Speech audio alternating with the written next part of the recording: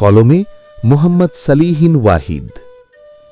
স্মৃতির আঙিনায় একাকী ঈদ। সৌদির আকাশে রূপালী চাঁদ, আনন্দের সুর তুল্য আজ। অথচ আমার এই পরবাসে বিষণ্ণ মনে নেই কোনো সাজ। দারিদ্র্যকে খুব কাছ থেকে দেখেছিলাম অভাবের দিনে। সুখের আশায় ঘর ছাড়লাম আমি সোনালী ভবিষ্যতের ঋণে। তারপর আর ফেরা হলো না ঘরে, কেটে গেল কত কাল।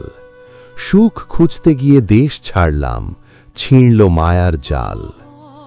মা বাবা আর ভাই বোনের সেই হাসি মাখা মুখগুলো স্মৃতি হয়ে আজ ঝাপসা করে চোখের মনির ধুলো। বড় অভাব আজ একজনের, যার আঁচল ছিল ছায়া। আমার দাদু আর নেই পাশে, ফুরিয়ে গেছে তার মায়া। একসাথে কত ঈদ কেটেছে, কত আদর ছিল তার হাতে। আজ তিনি নেই, হাহাকার বাড়ে শূন্য এই চাঁদ রাতে। মনে পড়ে আজ প্রিয়তমা স্ত্রীর সেই অশ্রুসজল মুখ, যার চোখের জল আড়াল করে খুঁজতে এসেছি সুখ। বড় দুজনের সেই আদুরে আধো আধো ডাক হৃদয়ে চিরে বেরিয়ে আসে শুধু এক দীর্ঘশ্বাস ফাঁক। তৃতীয় যেজন এলো ঘরে, যাকে দেখিনি অনুরাগে, প্রবাসে থাকা আদরের মেয়ে বাবার হৃদয়ে জাগে। তাকে তো আমি দেখিনি চোখে, নেইনি এখনো কোলে।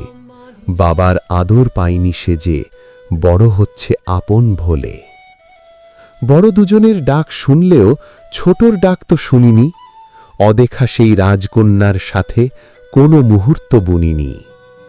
মাঝখানে শুধু যোজন যোজন দূর মরুভূমির এই হাহাকার। সুখ, টাকা, পয়সা আর ঐশ্বর্য আজ সবই লাগে তুচ্ছ। দাদুর স্মৃতি আর সন্তানের মুখ সবই যেন আজ মরীচিকা। প্রবাস জীবনের এই নিঃসঙ্গতা বড়ই কঠিন এক লিখা।